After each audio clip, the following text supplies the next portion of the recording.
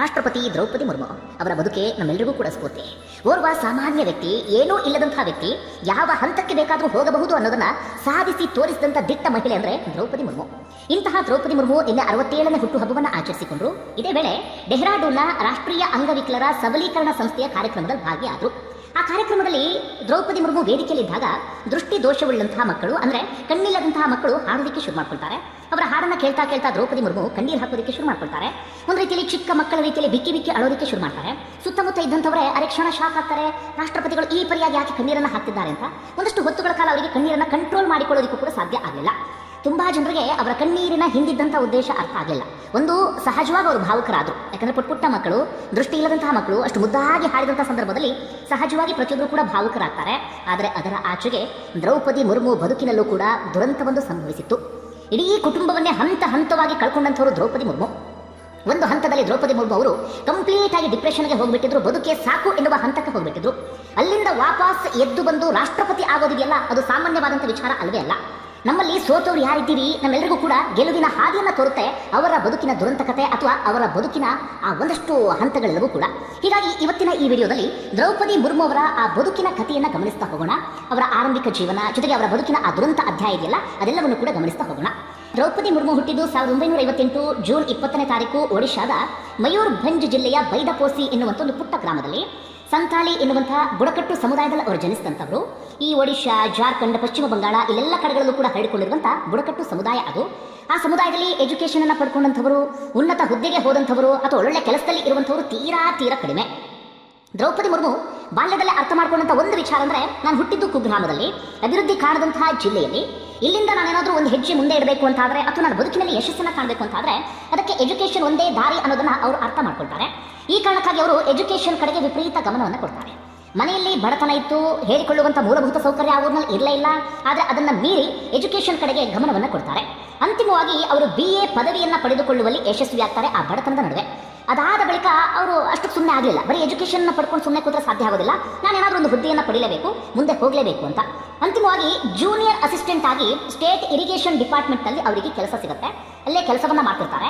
ಅದಾದ ಬಳಿಕ ಅಲ್ಲಿಂದ ಟೀಚರ್ ಆಗಿ ಕೆಲಸವನ್ನು ಮಾಡೋದಕ್ಕೆ ಶುರು ಮಾಡ್ಕೊಳ್ತಾರೆ. ಮಕ್ಕಳ ಭವಿಷ್ಯವನ್ನು ರೂಪಿಸಬೇಕು ಎನ್ನುವಂಥ ಉದ್ದೇಶದಿಂದ ಅತೀ ಕಡಿಮೆ ಸಂಬಳಕ್ಕೆ ಟೀಚರ್ ಆಗಿ ಕೆಲಸವನ್ನು ಮಾಡೋದಕ್ಕೆ ಶುರು ಮಾಡ್ಕೊಳ್ತಾರೆ. ಹೀಗಿದ್ದಾಗಲೇ ದ್ರೌಪದಿ ಮುರ್ಮು ಅವರಿಗೆ ಅನ್ಸುತ್ತಂತೆ, ನಾನು ಸಮಾಜವನ್ನು ಬದಲಿಸಬೇಕು ಅಂತಾದರೆ ಅಥವಾ ಸಮಾಜದಲ್ಲಿ ನಮ್ಮ ಬುಡಕಟ್ಟು ಸಮುದಾಯದಿಂದ ನಾನು ಗುರುತಿಸಿಕೊಳ್ಬೇಕು, ಒಂದಷ್ಟು ಜನರಿಗೆ ನನ್ನ ಬದುಕು ಸ್ಫೂರ್ತಿ ಆಗಬೇಕು ಅಂದರೆ ಅದಕ್ಕೆ ರಾಜಕಾರಣ ಒಂದು ಒಳ್ಳೆ ವೇದಿಕೆ ಅನ್ನೋದನ್ನು ಅರ್ಥ ಮಾಡ್ಕೊಳ್ತಾರೆ. ಅಷ್ಟೊತ್ತಿಗಾಗಲೇ ಅವರು ಟೀಚರ್ ಆಗಿ ಒಳ್ಳೆ ಹೆಸರನ್ನು ಮಾಡಿರ್ತಾರೆ. ಅವರ ಸಮಾಜ ಸೇವೆಯೂ ಕೂಡ ಸಮಾಜದಲ್ಲಿ ಗುರುತಿಸಿಕೊಳ್ಳುವಂತೆ ಮಾಡಿರುತ್ತೆ. ಹೀಗಾಗಿ 1997ರಲ್ಲಿ ಅವರು ಚುನಾವಣೆಗೆ ಸ್ಪರ್ಧೆಯನ್ನು ಮಾಡ್ತಾರೆ. ಕೌನ್ಸಿಲರ್ ಆಗಿ ಆಯ್ಕೆ ಆಗ್ತಾರೆ. ರಾಯರಂಗಪುರ್ ನಗರ ಪಂಚಾಯಿತಿ ಕೌನ್ಸಿಲರ್ ಚುನಾವಣೆಯಲ್ಲಿ, ಅದು ಕೂಡ ಇಂಡಿಪೆಂಡೆಂಟ್ ಕ್ಯಾಂಡಿಡೇಟ್ ಆಗಿ ಆಯ್ಕೆ ಆಗ್ತಾರೆ. ರಿಸರ್ವ್ಡ್ ಸೀಟ್ ಆದಂಥ ಕಾರಣಕ್ಕಾಗಿ ಅವರ ಗೆಲುವಿಗೆ ಅದು ಸಹಕಾರಿ ಆಗುತ್ತೆ. ಅದಾದ ಬಳಿಕ ಅವರು BJP ಪಕ್ಷಕ್ಕೆ ಸೇರ್ಪಡೆ ಆಗ್ತಾರೆ. 2000ನೇ ಇಸವಿಯಲ್ಲಿ ಅವರಿಗೆ BJPಯಿಂದ ಟಿಕೆಟ್ ಕೊಡಲಾಗುತ್ತೆ ವಿಧಾನಸಭಾ ಚುನಾವಣೆಯಲ್ಲಿ. 2009ರಲ್ಲಿ ಪ್ರಪ್ರಥಮ ಬಾರಿಗೆ MLA ಆಗಿ ಆಯ್ಕೆ ಆಗ್ತಾರೆ. ಅದಾದ ಬಳಿಕ ಅವರಿಗೆ ಮಿನಿಸ್ಟರ್ ಪದವಿ ಕೂಡ ಸಿಗುತ್ತೆ. ಅದಾದ ನಂತರ ಮತ್ತೊಮ್ಮೆ ಅವರು ಶಾಸಕಿಯಾಗಿ ಆಯ್ಕೆ ಆಗ್ತಾರೆ. ಈ ರೀತಿಯಾಗಿ ಬ್ಯಾಕ್ ಟು ಬ್ಯಾಕ್ 2 ಬಾರಿ ಶಾಸಕಿಯಾಗಿ ಅವರು ಆಯ್ಕೆ ಆಗ್ತಾರೆ. ಈ ರೀತಿಯಾಗಿ ರಾಜಕಾರಣದಲ್ಲಿ ಹಂತ ಹಂತವಾಗಿ ಅವರು ಗುರುತಿಸ್ಕೊಳ್ತಾ ಹೋಗ್ತಾರೆ. ನಾವು ಸುಲಭವಾಗಿ ಹೇಳ್ತಾ ಇದ್ದೀವಿ, ಆದರೆ ಅಷ್ಟು ಸುಲಭವಾದಂತಹ ಹಾದಿ ಅವ್ರದ್ದಿರಲಿಲ್ಲ. 2009ರ ಚುನಾವಣೆಯಲ್ಲಿ, ಲೋಕಸಭಾ ಚುನಾವಣೆಯಲ್ಲಿ ಅವರು ಸೋಲನ್ನು ಕಾಣ್ತಾರೆ. ಅದಾದ ನಂತರ 2015ರಲ್ಲಿ ಅವ್ರನ್ನ ಜಾರ್ಖಂಡ್ ಗವರ್ನರ್ ಆಗಿ ನೇಮಕವನ್ನು ಮಾಡಲಾಗುತ್ತೆ. 2022ರಲ್ಲಿ ಅವರು ರಾಷ್ಟ್ರಪತಿ ಚುನಾವಣೆಗೆ ಸ್ಪರ್ಧೆಯನ್ನು ಮಾಡ್ತಾರೆ. ಅದರಲ್ಲಿ ಗೆಲುವನ್ನು ಸಾಧಿಸ್ತಾರೆ. ಈ ಮೂಲಕ 15ನೇ ರಾಷ್ಟ್ರಪತಿಯಾಗಿ ಆಯ್ಕೆ ಆಗ್ತಾರೆ. ನಮ್ಮೆಲ್ಲರಿಗೂ ಕೂಡ ಅದು ಹೆಮ್ಮೆ. ಓರ್ವ ಸಾಮಾನ್ಯ ಮಹಿಳೆ ರಾಷ್ಟ್ರಪತಿ ಭವನದವರೆಗೆ ಬರೋದು ಅಂದರೆ ಸಾಮಾನ್ಯ ವಿಚಾರ ಅಲ್ಲ. ಅದು ಕೂಡ ಬುಡಕಟ್ಟು ಸಮುದಾಯದಲ್ಲಿ ಪ್ರಪ್ರಥಮ ಬಾರಿಗೆ ಒಬ್ಬರು ರಾಷ್ಟ್ರಪತಿಯಾಗಿ ಆಯ್ಕೆಯಾದ ಹಾಗಾಯಿತು. ಜೊತೆಗೆ ಏನೂ ಇಲ್ಲದಂತಹ, ಬಡತನದಿಂದ ಬಂದಂತಹ, ಬಹಳ ಕಷ್ಟಪಟ್ಟು ಬಂದಂತಹ ಓರ್ವ ಮಹಿಳೆ ರಾಷ್ಟ್ರಪತಿ ಆಗ್ತಾರೆ ಅಂದರೆ, ನಾನು ಆರಂಭದಲ್ಲೇ ಹೇಳಿದ್ನಲ್ಲ, ನಮ್ಮ ಎಷ್ಟೋ ಜನರಿಗೆ ಇದು ಸ್ಫೂರ್ತಿಯನ್ನು ತುಂಬುತ್ತೆ. ಅಷ್ಟು ಮಾತ್ರ ಅಲ್ಲ, ನಾವು ಕೂಡ ಏನು ಬೇಕಾದರೂ ಮಾಡಬಹುದು ಎನ್ನುವಂಥ ಒಂದು ಪಾಸಿಟಿವ್ ಇದು ನಮ್ಮೊಳಗಡೆ ಬರೋದಕ್ಕೆ ಶುರುವಾಗುತ್ತೆ. ಇದು ದ್ರೌಪದಿ ಮುರ್ಮು ಅವರ ಜೀವನಕ್ಕೆ ಸಂಬಂಧಪಟ್ಟಂಥ ಒಂದಷ್ಟು ವಿಚಾರ. ಅದರ ಆಚೆಗೆ ಅವರ ಬದುಕಿನ ದುರಂತವನ್ನು ನಾವೆಲ್ಲರೂ ಕೂಡ ನೆನಪು ಮಾಡ್ಕೊಳ್ಬೇಕು. ಯಾಕಂದರೆ ಆ ದುರಂತದಿಂದ ಅವರು ಹೊರಗಡೆ ಬಂದಿದ್ದು ಸಾಮಾನ್ಯವಾದಂಥ ವಿಚಾರ ಅಲ್ವಲ್ಲ. 2009ರಿಂದ 2014ರ ನಡುವೆ ಅವರು 2 ಗಂಡು ಮಕ್ಕಳನ್ನು, ತನ್ನ ಗಂಡನನ್ನು, ಅದೇ ರೀತಿಯಾಗಿ ತನ್ನ ತಾಯಿಯನ್ನ, ತನ್ನ ಸಹೋದರನನ್ನ, ಇವರೆಲ್ಲರನ್ನೂ ಕೂಡ ಕಳ್ಕೊಳ್ತಾರೆ. ಅಂತಿಮವಾಗಿ ಈಗ ದ್ರೌಪದಿ ಮುರ್ಮು ಅವರ ಜೊತೆಗೆ ಉಳ್ಕೊಂಡಿದ್ದು ಅವರ ಮಗಳು ಮತ್ತು ಅಳಿಯ ಮಾತ್ರ. ದೊಡ್ಡದಾಗಿದ್ದಂಥ ಕುಟುಂಬ ಆಗಿತ್ತು. ಒಬ್ಬರಾದ ನಂತರ ಒಬ್ಬರು ಈ ರೀತಿ ಎಲ್ಲರನ್ನೂ ಕೂಡ ಕಳ್ಕೊಳ್ತಾರೆ. ಅವರಿಗೆ ಒಂದು ಸಾವಿಗೆ ದುಃಖ ಪಡೋದಕ್ಕೂ ಕೂಡ ಅವಕಾಶ ಸಿಗಲಿಲ್ಲ. ಅದರ ಬೆನ್ನಲ್ಲೇ ಇನ್ನೊಂದು ಸಾವು, ಈ ರೀತಿಯಾಗಿ ಬ್ಯಾಕ್ ಟು ಬ್ಯಾಕ್ ದುರಂತ ಸಂಭವಿಸ್ತಾ ಹೋಯಿತು. ಅದರಲ್ಲೂ ಕೂಡ ಮಕ್ಕಳ ನೋವಿನ ಸಂಕಟದಿಂದ ಹೊರಬರೋದಕ್ಕೆ ಅವರಿಗೆ ಸಾಕಷ್ಟು ವರ್ಷಗಳೇ ಬೇಕಾಯ್ತಂತೆ. ಏನಾಯಿತು ಅಂತ ನೋಡೋದಾದರೆ, 2009ರ ಸಂದರ್ಭದಲ್ಲಿ ಓರ್ವ ಪುತ್ರ, ಆಗ ಅವರ ವಯಸ್ಸು 25 ವರ್ಷ ಆಗಿತ್ತು, ಲಕ್ಷ್ಮಣ್ ಮುರ್ಮು ಅಂತ ಅವರ ಹೆಸರು. ಹಾಸಿಗೆಯಲ್ಲಿ ಮಲಗಿದ್ದಾರೆ. ಬೆಳಗ್ಗೆ ಎದ್ದು ನೋಡುವ ಸಂದರ್ಭದಲ್ಲಿ ಪ್ರಜ್ಞಾಹೀನ ಸ್ಥಿತಿಯಲ್ಲಿ ಅವರು ಇರ್ತಾರೆ. ತಕ್ಷಣವೇ ಆಸ್ಪತ್ರೆಗೆ ದಾಖಲಿಸಲಾಗುತ್ತೆ, ಆದರೆ ಅವರನ್ನು ಉಳಿಸಿಕೊಳ್ಳೋದಕ್ಕೆ ಸಾಧ್ಯ ಆಗಿಲ್ಲ. ಒಂದು ರೀತಿಯಲ್ಲಿ ಅನುಮಾನಾಸ್ಪದ ಎನ್ನುವ ರೀತಿಯಲ್ಲಿ ಲಕ್ಷ್ಮಣ್ ಮುರ್ಮು ಸಾವನ್ನಪ್ಪಿ ಬಿಡ್ತಾರೆ. ಆ ಸಾವಿನ ಕೊರಗಿನಲ್ಲಿ ಗಂಡ ಹೆಂಡತಿ ಇಬ್ರು ಕೂಡ ಇರ್ತಾರೆ. ದ್ರೌಪದಿ ಮುರ್ಮು ಹಾಗೆ ಅವರ ಗಂಡ ಆಗಿರುವಂತಹ ಶ್ಯಾಮ್ ಚರಣ್ ಇಬ್ರು ಕೂಡ ಆ ಸಂಕಟದಲ್ಲೇ ಇರ್ತಾರೆ. ಅದರ ಬೆನ್ನಲ್ಲೇ 2012ರಲ್ಲಿ ಅಂದ್ರೆ ಕೆಲವೇ ವರ್ಷಗಳ ಅಂತರದಲ್ಲಿ ಅವರ ಎರಡನೇ ಮಗ ಶಿಪುಣ್ ಅಂತ ಹೇಳಿ ರಸ್ತೆ ಅಪಘಾತದಲ್ಲಿ ಪ್ರಾಣವನ್ನ ಕಳ್ಕೊಳ್ತಾರೆ. ಅವರ ವಯಸ್ಸು ಕೂಡ 25ರಿಂದ 26ರ ಆಸುಪಾಸಿನಲ್ಲಿ ಆ ಸಂದರ್ಭದಲ್ಲಿ ಇರುತ್ತೆ. ಆ ಚಿಕ್ಕ ವಯಸ್ಸಿಗೆ ಬ್ಯಾಕ್ ಟು ಬ್ಯಾಕ್ ಇಬ್ಬರು ಗಂಡು ಮಕ್ಕಳನ್ನ ಕಳ್ಕೊಳ್ಳುವಂತ ಪರಿಸ್ಥಿತಿ ದ್ರೌಪದಿ ಮುರ್ಮು ಅವರಿಗೆ ಎದುರಾಗುತ್ತೆ. ಸಹಜವಾಗಿ ಗಂಡ ಹೆಂಡತಿ ಇಬ್ಬರು ಕೂಡ ತೀರಾ ಖಿನ್ನತೆಗೆ ಜಾರುವಂತ ಪರಿಸ್ಥಿತಿ ಎದುರಾಗುತ್ತೆ.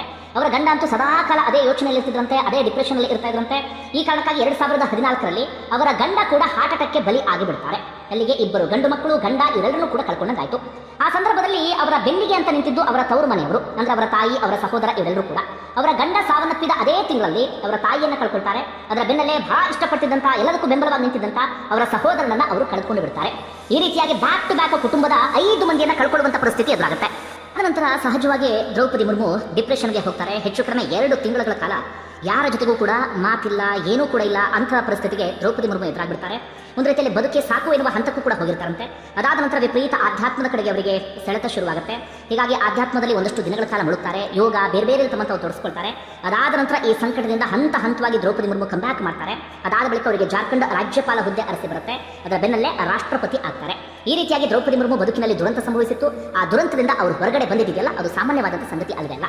ಅದೆಲ್ಲವೂ ಕೂಡ ನೆನಪಾಗಿ ನಿನ್ನೆ ದ್ರೌಪದಿ ಮುರ್ಮು ವೇದಿಕೆಯಲ್ಲೇ ಕಣ್ಣೀರನ್ನ ಹಾಕಿದ್ದಾರೆ.